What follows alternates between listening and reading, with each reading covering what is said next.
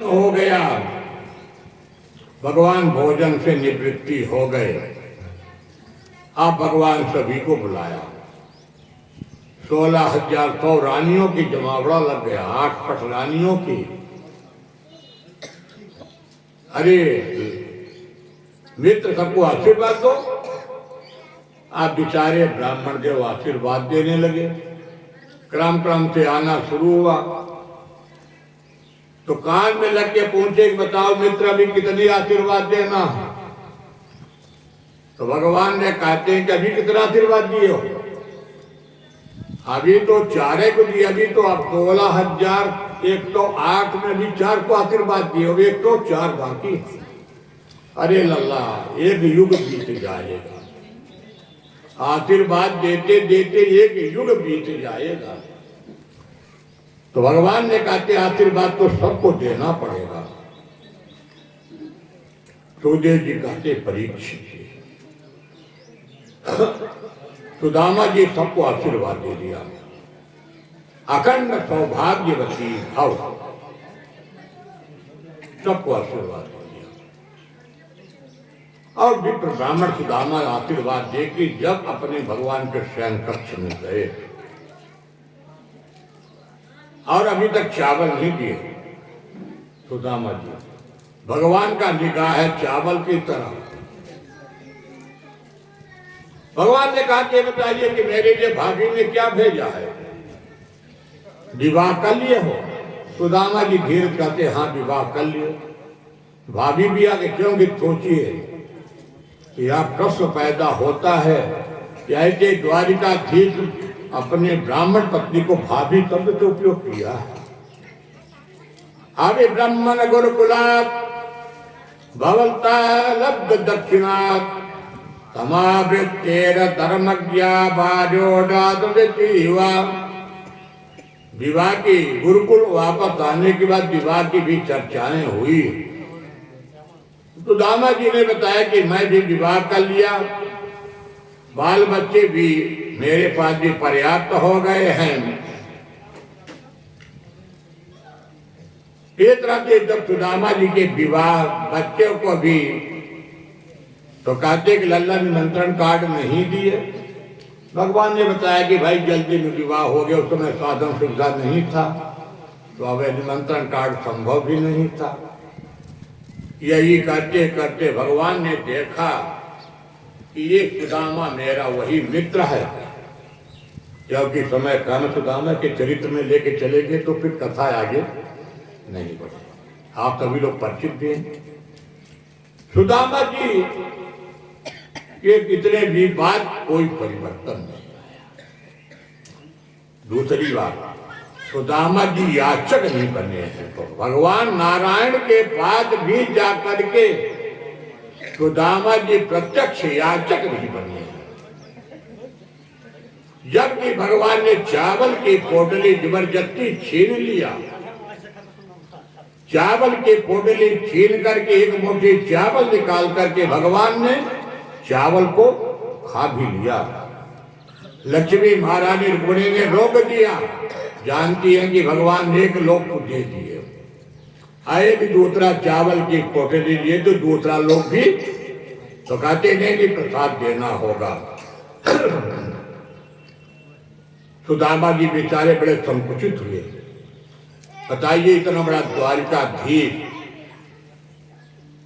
सुखदेव जी कहते परीक्षित भगवान ने बड़ा सुंदर पत्रम पुष्पम फलम तोयम यो मे भक्त्या प्रयक्षन्ति तदहं व्यक्तिनामि प्रेत्यात्माना।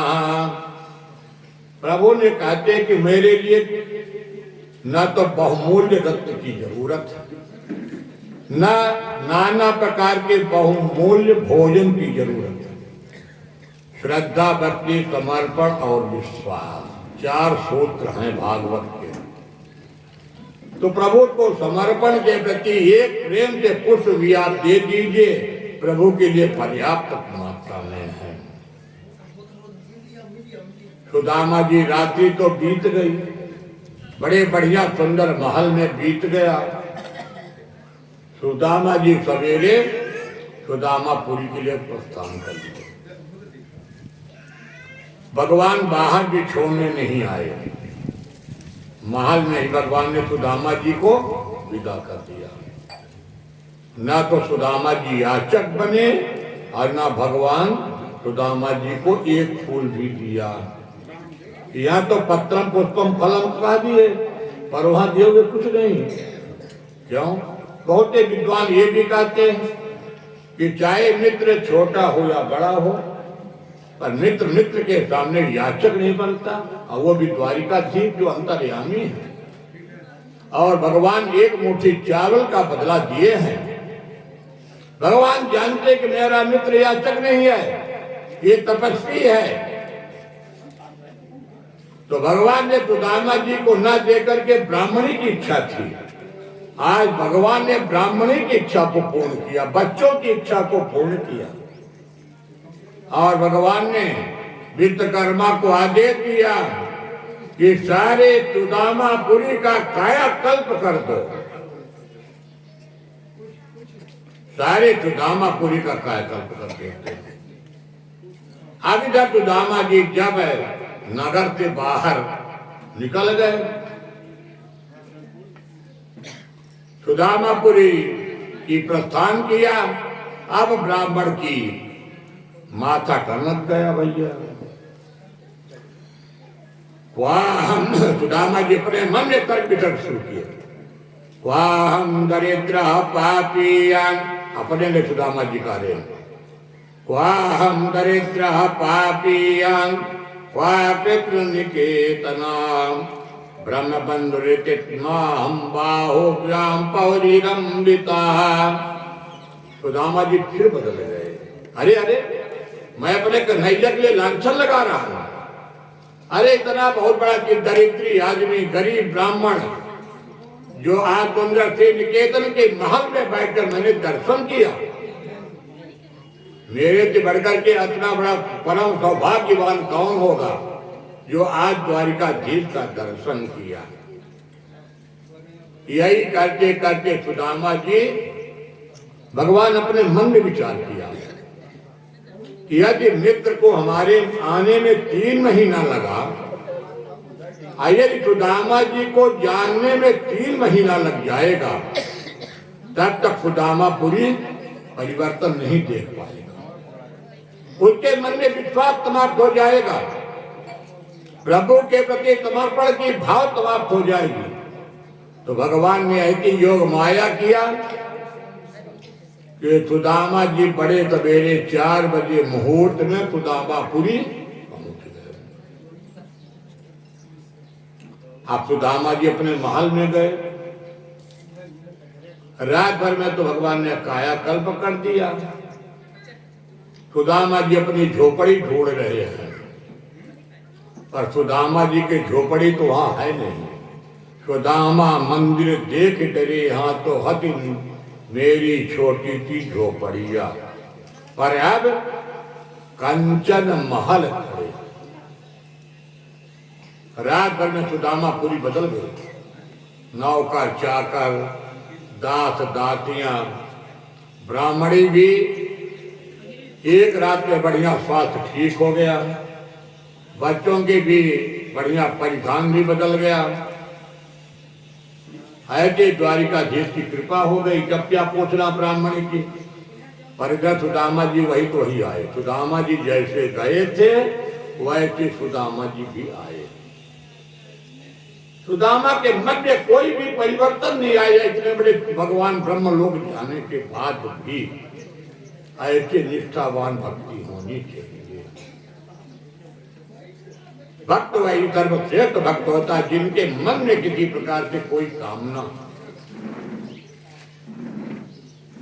सुखदेव जी कहते परीक्षित, जब ब्राह्मणी निकलती है अपने महल से तो छमछमाती पायल के जेब से सोने के थाल में आती लेके सुदामा जी कहे, हे भगवान ये कौन आ गई। और इधर द्वारिकाधीश एक छोटी सी वह प्रभु की झांकी का दर्शन देखिए। टेढ़ी टांग बंसी बजाते हो दर्शन दे रहे सुदामा जी के नेत्रों में। सुदामा जी बड़े धक्का मुक्की करके ले गए। ब्राह्मण का पहचाने नहीं ब्राह्मण के हो, बेचारी हक्का बक्का। पर जब जाकर अपने महल के अंदर देखा कि हमारी यह कन्हैया मेरा मित्र बंसी निनाद करते खड़े हैं, सुदामा जी जाकर के चरणों में प्रणाम किया। कन्हैया, क्या मैं तुझसे यही मांगने गया हूं? ये क्या दे दिए? इसका देने का तो जानते हो, यह शरीर काम क्रोध मद लोभ मोह मात्सर्य में लग जाएगा, भौतिकवादी बन जाएगा। भगवान ने क्या उत्तर दिया? नहीं नहीं मित्र, तुम्हारे जीवन में कभी भी ये भावना तो आ ही नहीं सकती, और मैं तुमको दिया भी नहीं हूं।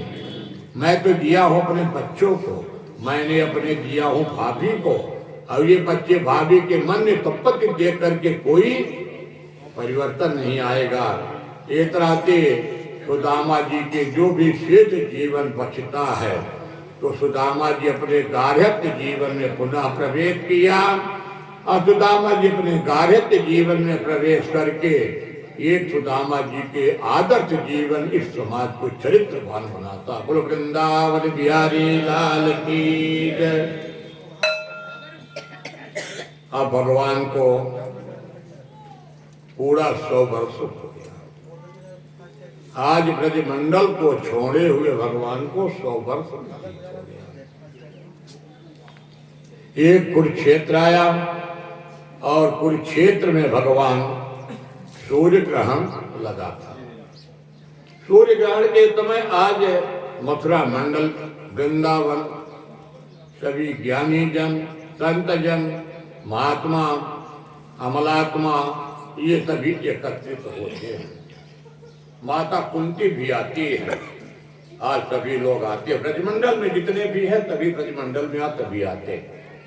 यहाँ तक कि राधा रानी भी आज समय तक में जाती है, अपनी ललिता विशाखा के साथ वहां भी जाती है। भगवान की जितनी पत्नियां हैं 8 पत्नियां भी जाती हैं। आज ये तो जाती भगवान की मथुरा मंडल के बाद भेंट आज नंद बाबा सौदाते भी होती है। द्वारिकाधीश बाहर आए, मैया सौदाते भी मिले, और आज यशोदाते भी सुंदर बड़ी मीठी वाणी में यशोदा मैया के स्तनों से वो दुग्ध धारा चलती जैसे आज प्रभु नारायण का अभिषेक हो रहा हो। थी आज द्वारिकाधीश भी कृतार्थ हो जाते हैं, यशोदा मैया भी कृतार्थ हो जाती है। सुखदेव जी कहते हैं द्रौपदी भी आती है, और द्रौपदी आकर के तभी से मिलन हुआ 8 पटरानियों से। तभी 8 पटरानियों ने अपने विवाह का भी वर्णन यहाँ पर किया है। रुक्मिणी भी अपने विवाह का सत्यभामा, कालिंदी, सैव्या, नागजी थी, और थोड़ा सा रुक्मिणी के मन में अभिमान भी आया। तो भगवान ने कहा ललिता विशाखा के चल करके जाओ, आज राधा रानी का दर्शन कर लो, क्योंकि राधा रानी बाह्यमुखी है, अंतर्मुखी। जब ताज जोड़ी पा करके रुक्मिणी महारानी जाकर के देखती है राधा रानी के पांव में छाला पड़ा हुआ है। रुक्मिणी महारानी जब पूछती हैं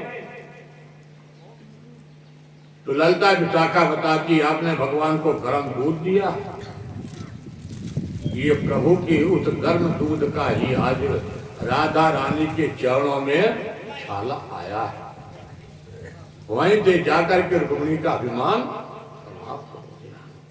सुखदेव जी कहते हैं न यहाँ कोई विवाह का चर्चा परिचर्चा था, यहाँ चर्चा के प्रस्थापित गृहस्थ आश्रम का, और कलयुग में गृहस्थ आश्रम क्या होता है। भगवान यहाँ पर ये चर्चा है, संत मुनि महात्मा। सुखदेव जी कहते परीक्षित कलयुग में गृहस्थाश्रम में सर्वश्रेष्ठ आश्रम होगा, जहाँ की भगवान की पूजा पाठ कीर्तन भजन ये सब कलयुग में होगा तो गृहस्थाश्रम में होगा। गृहस्थाश्रम के बढ़कर के दूसरा कोई आश्रम नहीं होगा। जितने बड़े बड़े संत महात्मा हैं सब गृहस्थाश्रम से ही जुड़े हुए हैं। जिन्हें मात्र शक्ति के कोख के जन्म लेकर के संत महात्मा चाहे मंगलेश्वर बने, चाहे शंकराचार्य बने, चाहे राष्ट्रपति बने, चाहे एक क्षेत्र का अधिकारी बने, ये मातृत्व भक्ति का वर्णन यहाँ होता है। भगवान ने स्वयं तो मातृत्व धरा के वर्णन करते हैं, या गृहस्थाश्रम में मातृत्व शक्ति को वर्णन भगवान ने किया है।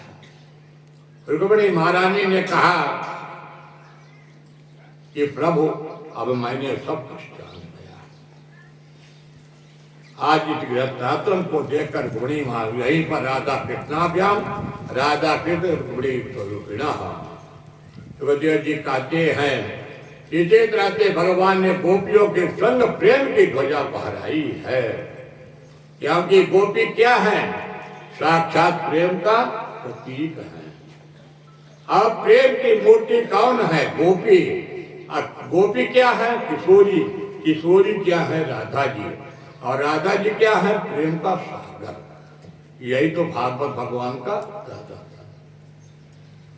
सुखदेव जी कहते हैं, परीक्षित जी एक रात आज सुखदेव जी को सावधान करते हुए कहते, सुखदेव जी वसुदेव जी महाराज जी ने एक बहुत बड़ा यज्ञ किया और उस यज्ञ में नव योगेश्वर लोग आते हैं, जो भरत जी के नव योगेश्वर भाई होते हैं, और उन्होंने बड़ा ही सुंदर वसुदेव जी को उपदेश दिया। वसुदेव जी ये पुत्र कौन है? साक्षात वासुदेव जी है, ये आपके पुत्र नहीं है। जिनको अभी आज तक पुत्र मानते थे, ये साक्षात नारायण वासुदेव है, ये संसार की लीला करने के लिए आए हैं। नंदो गोपित गोपित गोविंदाम भुजे मना क्षेत्रम पुनरत्मनीताम मथुराम इस तरह से नव योगेश्वरों को ही उपदेश दिया जाता है और नव योगेश्वर अपना संबंध बताते हैं। ईश्वर यंद जीव अविनाशी चेतन अमल सहज तुक राशि सो महाया बत भयहु गोताई भंजो कीर करवट की दाई। सुखदेव जी ने बताया, यह संसार क्या नश्वर है, यह संसार मायामय है और ये भगवान अपनी लीला करने के लिए आए हैं। सुखदेव जी कहते, परीक्षित एक आपकी बुआ भी है जिनका नाम सुभद्रा जी था। कहते सुभद्रा बुआ का विवाह कैसे हुआ? सुखदेव जी कहते, परीक्षित यद्यप सुभद्रा का विवाह दुर्योधन से करना चाहते थे दाऊ जी बलराम जी, अब भगवान जानते थे कि मेरी बहन विधवा हो जाएगी, इसलिए भगवान ने क्या करते हैं, एक ऐसी आज यह आयोजन करते हैं। जगंतक पंच कुरुक्षेत्र में और सन्यासी के रूप में अर्जुन को अपने घर बुलाते हैं। अर्जुन ने सुंदर सुभद्रा भोजन परोसती, सुभद्रा और अर्जुन के नेत्रों में एक हो जाती है और भगवान के इशारा पा करके सुभद्रा रथ में बैठाते हैं और अर्जुन लेके निकल चले जाते। सुखदेव जी कहते थे तो समझाते कि दाऊ भैया के चरणों में गिर जाते भगवान नारायण, कहते कि भैया क्षमा करिएगा, क्योंकि आपकी बिरादरी वाली बात है, इसलिए आपकी बुआ का विवाह अर्जुन से भी हुआ है। सुखदेव जी कहते भगवान क्यों चुप हो जाते हैं। एक तरह के देवताओं का भी वर्णन भागवत में किया। सभी संतों ने कहा कि सबसे बड़े देवता कौन होते हैं? भृगु जी को निमंत्रण किया गया। तो भृगु जी सभी देवताओं की परीक्षण करने के लिए जाते हैं। तो भृगु जी सबसे पहले शंकर जी के पास गए। शंकर जी को प्रणाम नहीं किया भृगु जी, तो शंकर जी नाराज हो गए, भृगु जी को भगा दिए। ब्रह्मा जी के पास गए, ब्रह्मा जी भी सम्मान नहीं प्राप्त करते, भृगु जी को भी भगा दिए। आज जब भगवान नारायण के आश्रम में भृगु जी जाते हैं तो भगवान ने अपनी पीताम्बरी को अपने सिर पे ढक लेते हैं। और भृगु जी ने जैसे 1 लाख भगवान को मारते हैं तो भगवान ने भृगु जी के चरणों को पकड़ लिया। अरे वाह, मेरा कहाँ कठोर दिल और आपका कहाँ सुंदर यह चरण। तो भृगु महाराज जी आकर के ये वर्णन करते, सबसे श्रेष्ठ यदि कोई देवता तो भगवान नारायण। वृकासुर भी भगवान की परीक्षा लिया। वृकासुर भगवान की तपस्या शंकर जी की किया। शंकर जी की तपस्या करके वृकासुर वरदान प्राप्त किया। वरदान क्या प्राप्त किया कि जिसके सिर पर मैं हाथ रख दूं वह जल करके खत्म हो जाए। शंकर जी अवरदानी, जिनका नाम आशीर्वाद जी कल्याण हो, तत्काल बुद्धि भ्रष्ट हो गई वृकासुर की। गौरी हरण लालसा, पार्वती जी को हरण करने की इच्छा हुई। शंकर जी परेशान हो गए। भगवान नारायण ने ब्रह्मचारी का रूप बनाया और शंकर जी के बीच में, वृकासुर के बीच में भगवान ब्रह्मचारी का रूप बनाकर ऐसी माया फेरते हैं कि वृकासुर अपने ही सिर पर हाथ रखा जल करके खत्म हो गया। इसलिए कहते हैं कि सभी से देवताओं से श्रेष्ठ और शांत है तो भगवान नारायण। इसलिए सब में नारायण श्रेष्ठ है। बोले वृंदावन बिहारी लाल की। आज भगवान सुधर्मा सभा में बैठे हुए हैं। अपने पुत्र पौत्रों को बुलाते हैं। पुत्र पौत्रों को बुला करके अश्व भगवान ने उपदेश दिया। कहते हैं बच्चों, जिसके पास 4 चीज हो जाती है, 4 चीज ही साधन जिसके पास हो जाए उसी का जीवन बढ़ने और बिगड़ने में बनता है। पहला, रूपवान हो जाए, यौवन हो जाए, संपत्ति हो जाए और प्रभुता मिल जाए, पद मिल जाए। 4 चीज जिसके पास मिल जाती है वही बुद्धि उसके मन में विकार आ जाता है। एक तरह से जामवती पुत्र के सांब को सभी लोग क्या करते हैं, इतने का वेद बना करके प्रभात क्षेत्र में ले जाते हैं जहां पर संतों का वास हुआ करता है। विश्वामित्रो पिता कर्णो दुर्वासा भृगुंगिरा कश्यप वामदेव वसिष्ठो नारदा दया। विश्वामित्र, असित, कर्ण, दुर्वासा, भृगु, अंगिरा, कश्यप, वामदेव, अत्रि, वशिष्ठ, नारद, ये बड़े बड़े जहां पर महात्मा बैठते हैं। जामवती के पुत्र सांब ने जाकर के ऋषियों से मजाक किया। ये 4 लोचना लज्जा करती है, प्रभु से क्या पैदा होगा, पुत्र पैदा होगा, पुत्री। कभी भी संतों से मजाक नहीं करना चाहिए, ऋत मुनियों से मजाक नहीं करना चाहिए। संतों ने क्या कहा कि ना पुत्र पैदा होगा ना पुत्री पैदा होगा, कुल का नाश करने वाला मूसल पैदा होगा। आज भगवान का यदुकुल भी प्राप्त हो गया, क्योंकि यदुकुल की संख्या बहुत हो गई थी।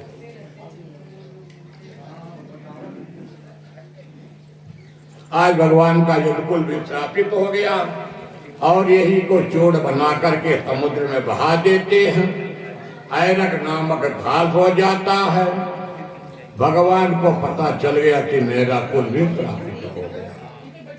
आज की 7वें दिन जल में समुद्र में जाकर द्वारिकापुरी डूब जाएगी। उसी समय भगवान ने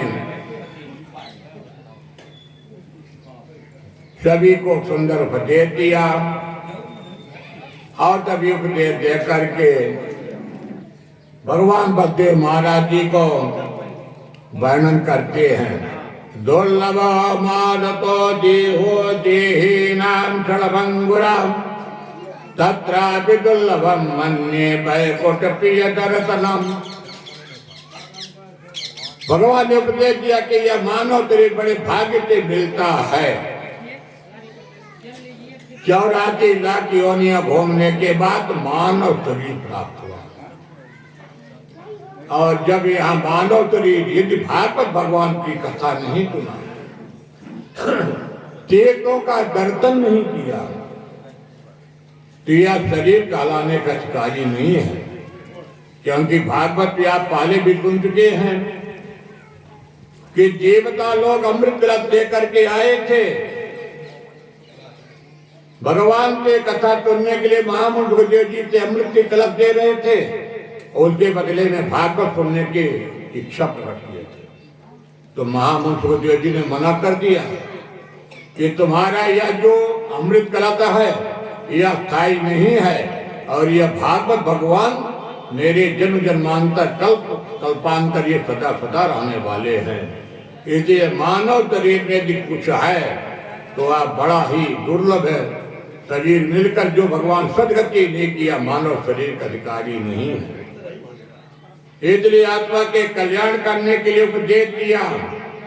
क्या उपदेश दिया? भागवत का प्रथम परिभाषा होती है 3 धर्म। पहला विश्वास होना चाहिए, दूसरा भगवान से संबंध होना चाहिए, और तीसरा समर्पण होना चाहिए।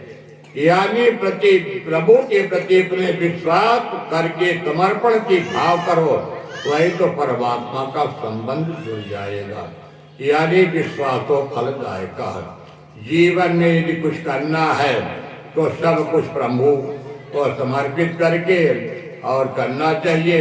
इस तरह से भगवान का यदुकुल आज एक एक करके भगवान का यदुकुल समाप्त हो गया, और मेरे दोष के कारण सारा यदुकुल समाप्त। जितना भी यदुकुल में सिर्फ बचते हैं कुछ प्रमुख रानियां, उद्धव महाराज जी, भगवान ने सबको उपदेश दिया कि आप लोग अपना स्थान को छोड़ दीजिए। भगवान को एक बहेलिया उत्पन्न हुआ, और वह बहेलिया अपने जैसे बाणों को चलाया और भगवान के बाएं चरणों में लगता है, और भगवान हमारे इस संसार धराधाम को त्याग दिया। पर भगवान कहीं नहीं गए। इस धराधाम को त्याग करके भगवान इस भागवत में जाकर अपने 16 कलाओं की भगवान ने प्रवेश किया है।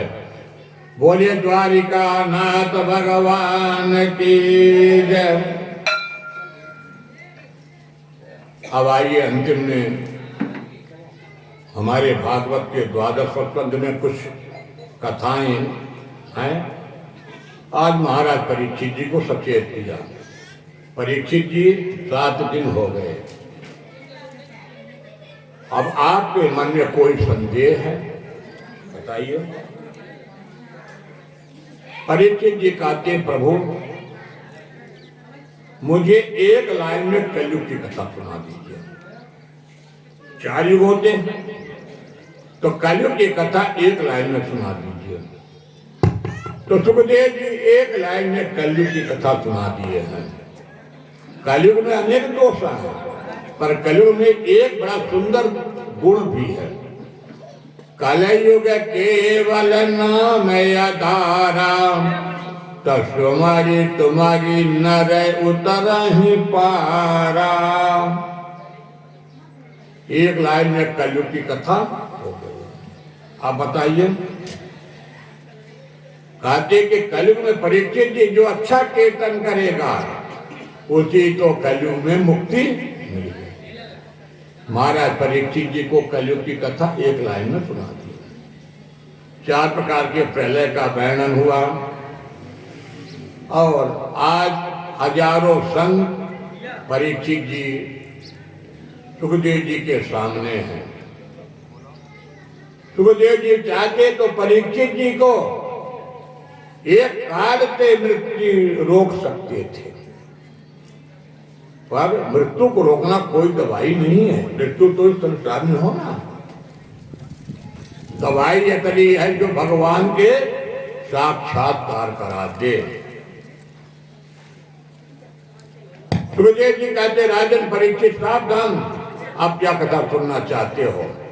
अब आपको तक्षक नाग के किसी प्रकार से कोई भय नहीं है, क्योंकि तक्षक नाग इस शरीर को डसेगा, आत्मा अजर और अमर होगा। जैसे जब तेल की बाती का संयोग होता, जब तक तेल है तब तक दीपक जलेगा, और जब तेल समाप्त हुआ दीपक बुझ जाएगा। सुखदेव जी क्या सुनना चाहते हो? सुखदेव जी कहते प्रभु हो। सुखदेव जी थोड़ा संदेह किया कि मैं मर जाऊंगा। जब राजा परीक्षित से ये संदेह हुआ, सुखदेव जी ने पुनः डांट करके कहा, अरे राजन परीक्षित, अभी तुम्हारे मन में भ्रांति है, अब तुम कहां मरोगे? यह पंच भौतिक शरीर पड़ा है, जीव तो तुम्हारा परमात्मा से मिलन हो गया।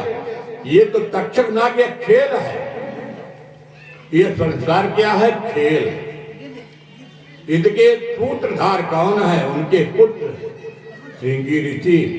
आपने तमिक ऋषि के अपमान किया, श्रृंगी ऋषि ने आपको श्राप दिया तक्षक नाग मिला, पर वास्तव में यहाँ तक्षक नाग है, ना तो यहाँ पर कोई श्राप है। क्योंकि आप उस दिन जान दीजिए कि जिस दिन माँ के उत्तरा के गर्भ में अब तक स्वामा के ब्रह्मास्त्र को चलाया गया था, और उस समय आपकी रक्षा माँ के सामने कौन करते? भगवान नारायण। एक ऐसी माँ उत्तरा है जिनके गर्भ में भक्त और भगवान एक संग आपने दर्शन किया, बाल स्वरूप में दर्शन किया।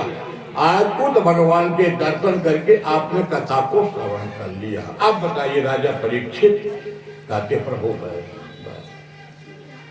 सभी देवता लोग अपने स्थान को चले गए। महामुनि सुखदेव जी भी किधर गए? कोई नहीं देखा, अलक्षित हो गए। सुखदेव जी के जाने के बाद सब चले गए, क्योंकि यह शरीर नश्वर है। महाराज परीक्षित जी के पुत्र जन्मेजय महाराज जी बड़ी व्यवस्था कर दिए, चारों तरफ से बड़े कमांडो फोर्स लगा दिए, पर काल से कोई नहीं बच सकता। वह काल तक्षक का रूप बना करके और प्रवेश किया, अपना वेश बदल के प्रवेश किया, और बातचीत में जाकर के महाराज परीक्षित जी के सामने पहुंचा। वही तक्षना प्रकट होकर के, यदि वहां तो शरीर पड़ा था, आया शरीर जल करके एक दंश में ही समाप्त हो गया। अतारे संसारे विषय विषय तंगा कुल दिया, क्षणारतम क्षेमारतम पिबत तुक कथा गाता तुल तुधाम, किमरतम व्यरतम वो भजत कुपते कुचित कथे, परीक्षित साक्षी यक्ष गत मुक्त कथने। यह संसार क्या है? असार। संसार में कोई सार नहीं है। यदि कोई संसार में सार है तो श्रीमद् भागवत। इसका प्रमाण महाराज परीक्षित जी और सुखदेव जी है। इस तरह से उनके पुत्र जन्मेजय महाराज जी सर्प यज्ञ करते हैं। आस्तिक मुनि सर्प यज्ञ बंद करवाते हैं, कहते हैं हिंसा मत करो, गोविंद का कीर्तन करो। इस तरह से सर्प यज्ञ भी बंद हुआ। मार्कंडे महामुनि प्रलय का दर्शन किया। भगवान शिव जी आकर के आशीर्वाद दिया। करार विंदेन पदार विंदम मुखारविन्देन विनिवेदयन्तं बटयत प्रकृतपुटेतयानं बालं कुन्दं मनसा स्मरामि। भागवत के प्रमुख 10 लक्षण। सर्ग प्रथम स्कंध में सर्गों का वर्णन, दूसरे स्कंध में विसर्गों का वर्णन, तीसरे में स्थानों का वर्णन, चौथे में पोषण, पांचवें में ऊंची, छठवां मनवंतरों की कथा, सतवें में कान कथा जो भक्त प्रहलाद है, और 8वें में लोट, 9वें में मुक्ति और 10वें स्कंध में आश्रय भगवान के विशाल चरित्रों का वर्णन। एक तरह के ये भागवत के 10 लक्षण भी बताए। अब संक्षिप्त में आप लोगों के भागवत भगवान की परिचय। प्रथम स्कंध में परीक्षित का जन्म, कुंती स्तुति, भीम स्तुति, राजा परीक्षित, सुखदेव जी के आगमन, ये तमाम चरित्रों का वर्णन। द्वितीय स्कंध में सद्यो मुक्ति, क्रम मुक्ति का वर्णन। तृतीय स्कंध में विदुर मैत्रेय संवाद देवभूति संवाद हिरणाक्षी पद का वर्णन। चतुर्थ स्कंध में सती ध्रुव चरित्र, ध्रुव जी के बंध का वर्णन। पंचम स्कंध में प्रिय व्रत चरित्र, आग्नेय चरित्र, नाभि चरित्र व्रत की कथा। छठवें स्कंद में अजामिल उपाख्यान की कथा। सातवें स्कंद में प्रहलाद नरसिंह भगवान की कथा। आठवें स्कंद में गजेंद्र उपाख्यान समुद्र मंथन मत्स्यावतार की कथा।